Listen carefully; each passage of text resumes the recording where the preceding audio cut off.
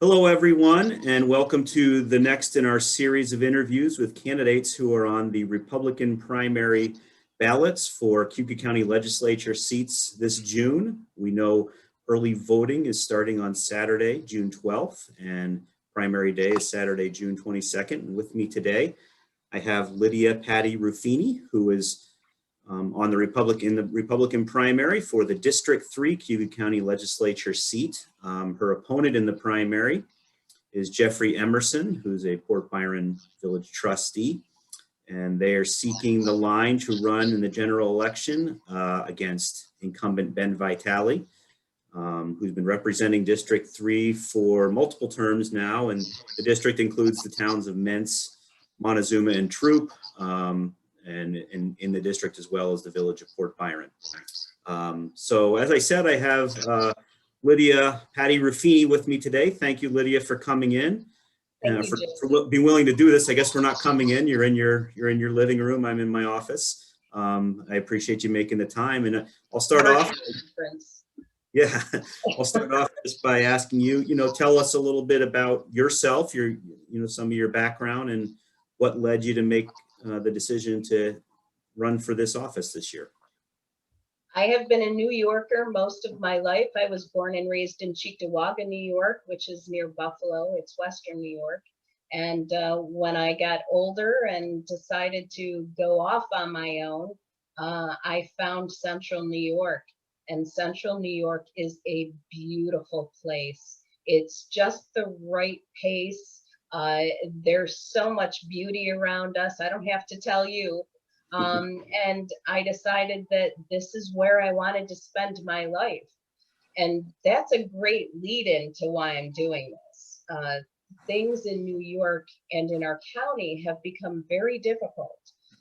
There are things that as I was busy raising my family and focusing on my career and doing all the things that I had to do to pay my bills, I expected that my elected representatives were going to be watching out for me. I expected that they would be representing me. And my fault too for not getting involved sooner, which I wish I had. I looked up in the midst of everything and realized that I wasn't being represented. That the things that my family and my neighbors and others in my community, the things that they needed and wanted were not being represented, not only at the town levels, but also at the county level. I heard a lot of people say grassroots, and I wasn't really sure what that meant exactly, but now I know. I started making calls to find out how can I help? How can I make a difference? What can I volunteer for to make some changes with all of the challenges that we have as residents in Cayuga County? And people kept telling me, you need to run for something. So that's what I'm doing. I'm running for something. I was originally a Democrat. That's how I registered when I was 18 years old. That didn't really matter all the years of voting because, I never did the straight down D, straight down R. It was all about voting for what you know. And if you don't know about something, just don't check a box or learn about it before you get into it. So I ended up re-registering as a Republican because the Republican Party committed to endorsing me because of the values and the concerns that I was expressing. As I started passing petitions, I started meeting more people, and I was listening to what they were saying. And petitions were passed not only for the Republican line, but as we talked about, also an independent line. So I had a lot of great opportunities to talk to people. And people do want change. There are things that people are upset about. They're upset about not being represented. That's where I came up with the Our Voices, Our Choices, Our Rights, because that is the platform. We need to be heard. We need to be represented. Our founding fathers built our country on that premise. United we stand, divided we fall. All of those things once was part of the things that we pledged or listened to in school. But as I got older and started getting into things, I realized that those words mean something. They're important words. So I'm the kind of person who put others first my entire life. I donated a kidney. The gentleman is still alive and doing well, and this was, I want to say 17 years ago. I have that support, enable, and help others sense. My education and my personal career I put on the back burner so that I could support and enable my employees throughout my career. Obviously, my family comes first. We have to make sacrifices. Our community is very important. And that's where I hadn't had the opportunity to focus. And now I'm making that opportunity, and I'm taking that time to make the commitment to do for our communities. I'm not a politician.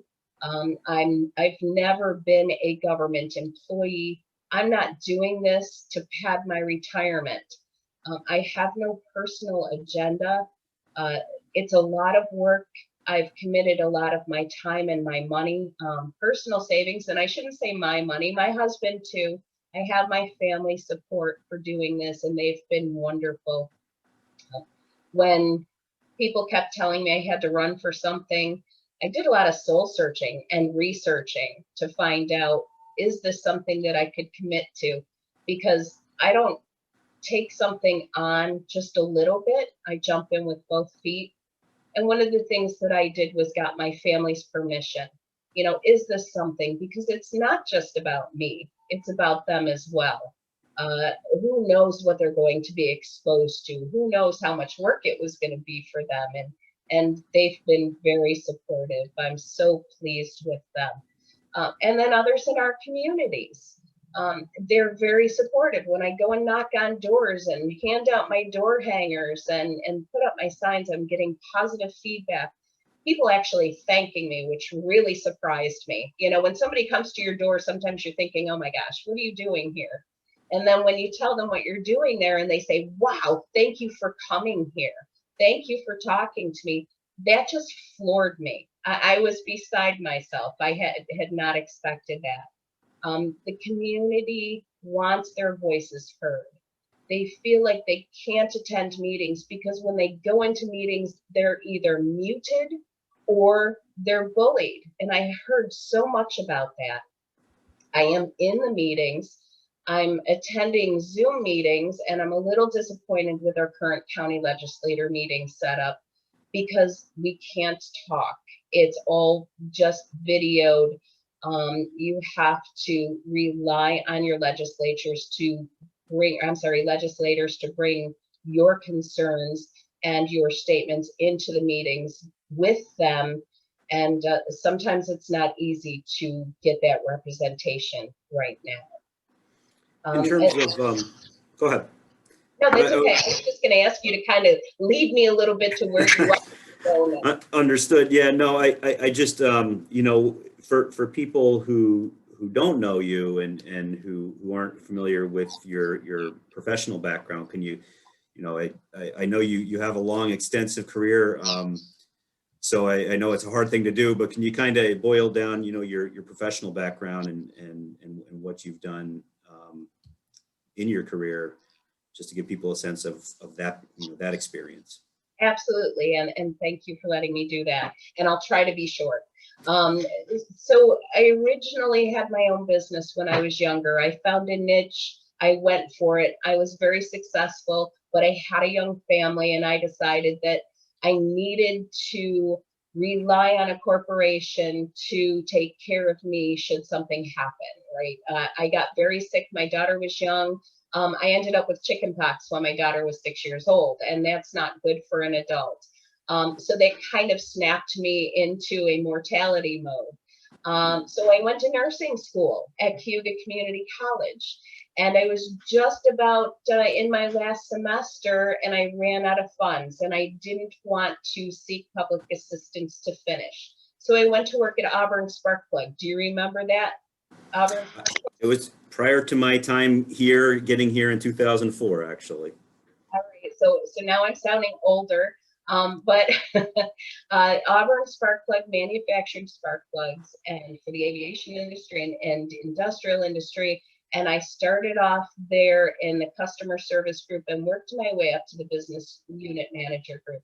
And I learned so much about Central New York at that point because there were so many amazing people there. John Wilmot was my manager who taught me things that I carry through until today. There isn't a month that goes by where I don't think, wow, he really did a great job raising me. And then ultimately I ended up in human resources. You probably have heard of them. And I learned a lot from the human resources standpoint. So they have and when I talk about working my way up, I ended up in leadership. And if you have a leadership that is hands-on and they understand what people need, and you don't have to grow up that way, you can land someplace as a leader and then listen to what the folks need. And one thing that I thought was very important as I was researching the political field, right? Because I've never been involved. You're not leaders when you're elected. You're a representative. The folks who are voting for you, they're your leaders. They're the ones who are guiding you to what their needs really are. They're the ones that we should be going to when we're voting for things and saying, how do you want me to vote? I don't want to talk in a way that is going to make anything look diminished because I know what a challenge jobs are. No matter what our jobs are, they're difficult. But I think that bringing the voices into the legislature is where I am going to really shine because that's my passion. Knowing what people want is easy when you know how to communicate, when you know how to listen, which you do very well, right? That's a key part of your job. For sure. And then when you bring that information to others, how do you communicate it? You communicate it in a manner to where people understand the reason for those needs and wants. And then there's a vote. Not representing me and representing others, I have no personal agenda. And that's something that with my career, it's part of my values. It's the way that I was raised. Great. Your audio is going down a little bit, so maybe just get a little closer to your computer. So we're, and I apologize to our viewers for this is live technology in action, but I think we got most of it, but just to make sure. Excellent. Is that any better? Yeah, excellent. Yeah, I think that works well. In terms of some questions I wanted to ask you about the legislature, a big issue that they continue to wrestle with is just how this county government should be structured around its leadership at the top level. We did about a decade with a county administrator being the day-to-day leader of government, and the history of that being they haven't been able to keep someone in that job, whether they've been fired or they resigned. They've gone through about 5, off the top of my head, I think it's 5 different people. So we haven't had that position filled since June 2019, and the legislature has been contemplating for a while, and certainly the pandemic, was a factor in not being able to address this very much in 2020, but contemplating the direction they want to go in, and that could include going to a county charter where a multi-year process that would end up with an elected county executive, or we could stay with the model we have right now, which is the chair of the legislature being the day-to-day chief executive, or try to make the administrator position, the appointed position work. What are your thoughts, especially as a human resources person? I'm sure this is something that that you have studied and looked at in organizations. What are your thoughts on how the county should be, how the legislature really should be moving forward on this? From a corporate perspective, right, it's important to know what the overall plan is. What are the overall goals? What is the strategy? What are we trying to accomplish? What has worked? What hasn't worked? What is working now? You mentioned in your question what they want to do, meaning the legislature. I think that might be part of key as to why they're struggling, because they're trying to solve the problem in that room rather than going outside and talking to others and finding out, what has worked. Maybe talking to other counties and asking them what works, what doesn't work in your group. What are you doing now? What are you seeing? I'm used to working as a team. And when I started doing this, I told you it was a lot of soul searching and researching. Part of the research included reaching out to town supervisors within the district that I would be supporting and talking to them, because they have their constituents' ears, eyes, and mouths all the time. So why aren't they, if they're not, and that's being very presumptuous for me saying that they're only solving the problem in their room based on the way you phrased the question, but it needs to be an effort made outside of the meeting rooms, including the committees. We've set up so many committees under the umbrella of the legislature. But I'm not hearing a lot of voices from the people who I'm talking to when I'm knocking on their doors. I'm not hearing their opinions coming out there. I think that they need more public involvement. So that's what I would bring. I would bring the partnering with people, partnering with other leaders, partnering with the people who these decisions are going to impact every day. The legislators go to their the legislators go to their meetings, their committee meetings, their monthly meeting. And again, I'm not trying to diminish what they do, but that's part of their job. But part of their job has a huge impact on people's daily lives, how they live, what they need to do to survive, and their needs every day, not just a few times a month. So in that answer, I think what I'm hearing is you're still open to, or you feel like you need to get that information, to get that input, to really make a commitment to one direction or the other. Is that? Absolutely. I could speculate based on the information that I'm privy to right now, but that's inadequate. I don't dig down into the weeds. I'm not an indecisive person, and I'm not wishy-washy. I make a decision and I stick to that decision, just like running, right? There's a plan B, that's why I'm on the independent line as well. But you have to, in order to make informed decisions, you have to gather the facts and data, and gathering the facts and data comes from many levels. Just to kind of back up to some of what you talked about when you talked about feeling like the legislature is not representing is not representing the people adequately on a number of issues. Can you highlight some of the specific issues that come to mind when you say that? What are some of the things that have concerned you watching the legislature? And I don't want to pick on just the legislature, okay, because I don't want to diminish the folks that are there and working hard. So please, if I could be kept on record for that. I know people work very hard for their jobs. I would say government in general, especially the local governments. We are not making it easy for people to attend these meetings, excuse me, and for their voices to be heard. We have the laws and rules of meetings, which allows our people, if they go into these sessions in person, 3 minutes to talk. And I understand the reason for that, but we also need to represent that as here's why we do it this way.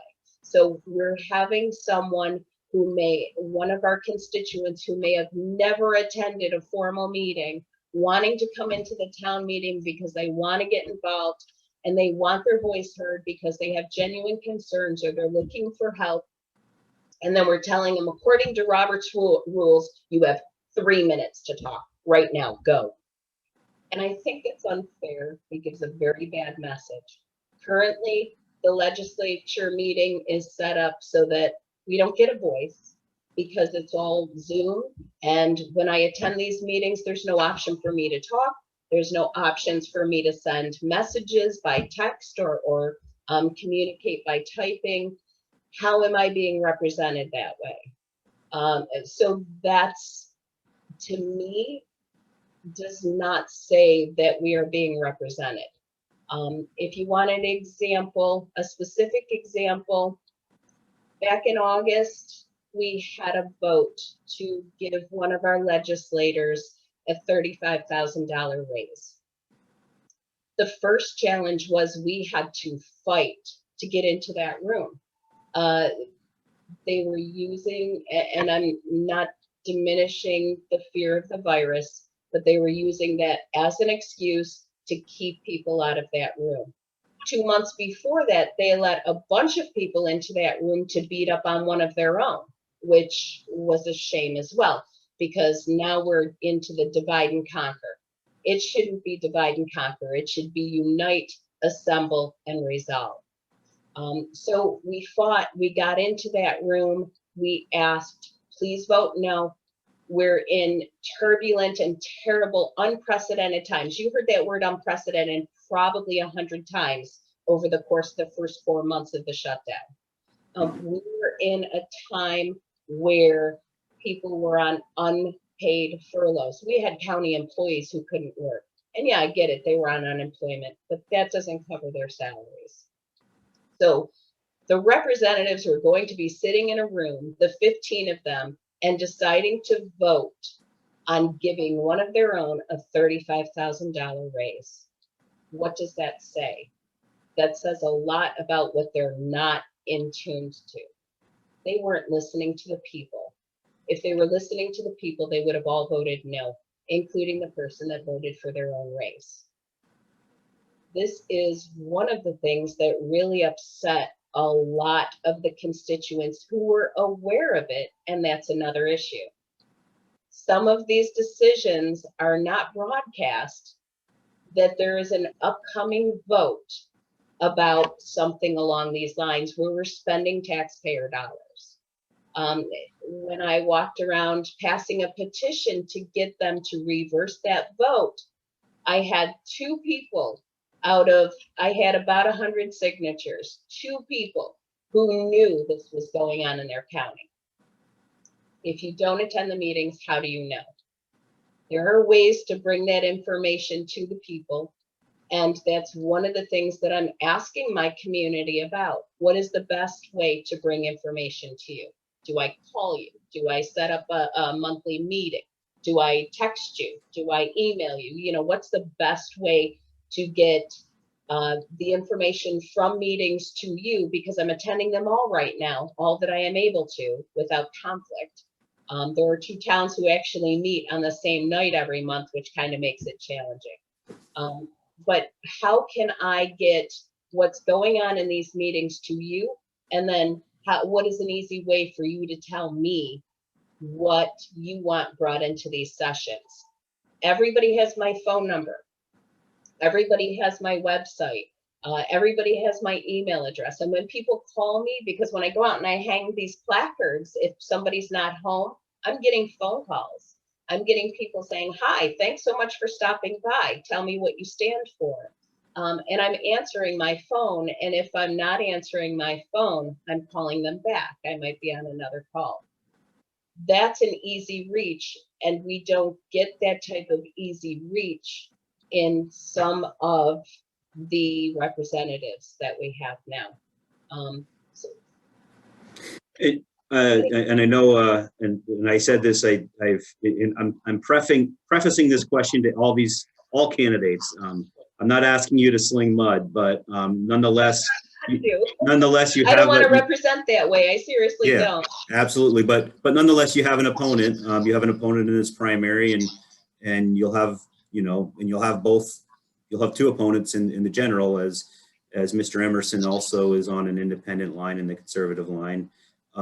So in terms of just kind of paint a picture for voters, especially ahead of this, for this primary, what are the key differences you see between yourself and your opponents? I think the key difference is it's about my not having a personal agenda. I'm not, again, and I'm trying not to repeat myself. I'm not benefiting from the perspective of padding my retirement. This is all costing me a lot. It's costing me a lot of time. It's costing me money. I've already put in over $1,000 of my own personal funds. People have no idea essentially how much it costs to do something like this, even on this smaller level. Yeah. But that's an investment. I'm willing to make the personal investment. I'm wearing down my shoe leather. I'm talking to people. I'm out there telling them what I would like to do and asking them, should I be doing this? Am I doing the right things? What do you think? I'm communicating. I'm really, I think, representing the community, because when I talk to people and they tell me their burdens and they're asking me for what my values and my challenges are, we're right there on the same page. I don't know that the other reps are doing that. I'm not going to say that they're not doing that. I attend meetings. I've attended many of the town meetings. I attended the school board meetings, the county meetings, the Village of Port Byron meetings, and I'm there and I'm not seeing the others there. I do see Mr. Vitale in the school board meeting because he's on the board. I do see him in the legislature sessions because he's there. I attended the Port Byron meeting where the organization meeting, the annual meeting. I was in that room, and Mr. Emerson, who is, and I don't want to sling mud. I understand people have lives, and there might have been extenuating circumstances where he couldn't be there, but I was there. And I'm, according to that board, I'm just a watcher, rather than a participant. But there was a very important meeting, and I was also disappointed that that meeting wasn't televised, because there was so much information in that meeting. It talked about how they spend money and what their priorities are and who does certain jobs. And that's the kind of information that I'd like to be able to bring to the constituents and the communities so that they can see what is going on. What are we voting for? What are we voting against? We have a huge issue coming up by December. If we don't opt out of setting up a dispensary in our small towns, opting out is going to be very difficult. You can always opt back in, and you're probably familiar with what I'm talking about. You can always opt in after December, but if we don't opt out, then that is going to be a horrible challenge. That means dispensaries for marijuana can pop up anywhere in our communities. And when I'm walking around talking to constituents, many of them do not know that. So it's important that those types of issues be brought out to the communities, because they're busy too, right? We talked about that. I was too busy raising my family. I was too busy focusing on my career, trying to pay bills. I wasn't out partying, and I'm not rich. I did not have the luxury of time. And many others don't as well. It's very difficult to make ends meet. You know that. We're common folks. It takes a lot to raise a family. It takes a lot to pay our bills. So I want to make it easier to bring things to them so that they know these issues are there, so that they can say, I don't want a dispensary in my backyard. Or they can say, hey, a dispensary might be a good place to work or a good business opportunity. But we need to hear those answers. And that's how we represent it in those meetings. We don't just assume based on our own personal agendas what the answers are. Another big question the legislature has not been able to come up with an answer to, or just, it kind of gets pushed aside every couple of years, is the county office building's future. It is an aging building in need of a good amount of work. And so there's been discussion about whether we should do a major renovation there and keep it where it is, or look for another site. Any thoughts on that? Whether which direction that might be better for county taxpayers and county residents? I would guess that the priority would be, again, I'm using the word guess, I would guess that the priority would be cost effectiveness and accessibility for the public. And that's where the data would need to be generated. Somebody would need to say, okay, this is what it would cost here. This is what the two options would look like, A and B. And then the community needs to be able to say, this is what we want. I've heard a lot of people ask or surprised about the fact that the fire department is moving over to where the old PNC is. You know what I'm talking about. The Auburn Fire Department, yeah. Yes. So I've heard a lot of people who live in Auburn in the city say, wow, I didn't realize that was happening. Why didn't you realize it? I get it. We're partly to blame, right, as citizens, because we don't go out and seek this information. But the representatives also, I believe, share a responsibility to make sure that their constituents understand what's going on. And here's a great opportunity to get in touch with what's going on in their communities by saying, hey, we're looking at this option. What do you think? Here are the numbers. Here's the information. And even if you have people say, I don't care, then there you go. So then you make a business decision based on the data and based on what you know the majority of your community likes. Does your community like spending a lot of money? Well, then go ahead and spend it. Does your community like fiscal responsibility? Then let's not spend as much. Gotcha. And one final issue kind of question for you. This race, I forgot to mention at the top, this seat and all the legislature seats up this year are for 2-year terms, because the legislature is going to align all the districts so that if they choose to do some changes in redistricting, they have that ability to do it. So the redistricting question will be a big question for the people that end up on the legislature after these races. So do you have thoughts on what you would like to see with the redistricting question? Do you have thoughts on the size of the legislature being a 15-member body, if that should change at all? And secondly, would you like to see districts being realigned in any way so that, we have a weighted voted system right now that makes one district's votes worth, sometimes 30 points more than another district's vote. So any thoughts on those two issues of redistricting? So I confessed early on, I'm not a politician. And weighted voting method to me did not seem like one person, one vote, right? It seemed a little off to me. And it didn't feel like that was something that was fair. So that's still a question in my mind. Essentially, how would I draw the lines? I would make it so that it is easy for representatives to be able to represent the voice of their constituents. Maybe easy is the wrong word. Maybe easier is a better way. Should we shrink the size of the legislature? Would that accomplish our constituents' voice being heard better? I think that whatever is decided has to be for the people, not about the legislators, not about what their earnings will be, Not about whether they're going to have more or less meetings. It's got to be about how we're representing the people who live here. Remember, it's about somebody's daily life. It's how they live, how they work, how they survive.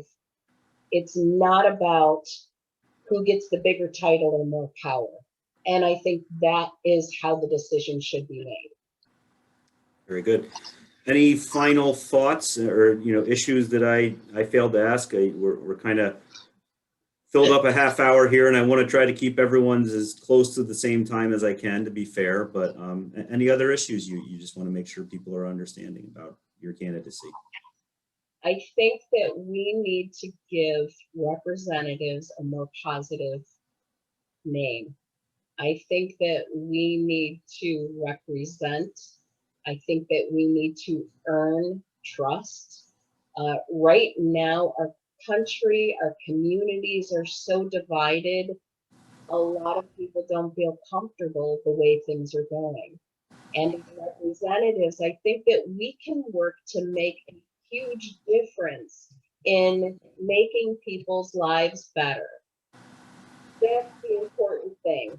I talked about community and getting involved, and how I was a little disappointed that I didn't get involved sooner because of all that I had going on. I think that we need to work harder on community involvement, in incentivizing volunteers, in showing them what that looks like. We have volunteer fire departments out in our regions, and the volunteer fire departments are really struggling. They don't have enough manpower, and they don't have enough funding to serve the communities. So we need to do something about that. And when I'm out talking to people, they don't even know this is an issue. If we know that there are issues going on, if representatives are having those communications within our communities, everybody's going to know more. We're all going to work as teams, and it's going to work better. Representatives are not just doing a job, they're doing a service. And I think that that's where we should focus, doing a service and representing. Well, Lydia, thank you so much for your time. I appreciate you making some time this morning to talk with us and share a little more about yourself, and wish you well in this campaign. And remind everyone that voting starts Saturday, June 12th, early voting, and you can go to the County Board of Elections. At the Board of Elections, yes. Yep. You can go there to get all the hours and stuff. We'll get something in the paper very soon as well about all that. And then, of course, primary day is June 22nd. So again, thank you for joining us. Thank you so much, Jeremy. I appreciate your time, and I appreciate you inviting me to this.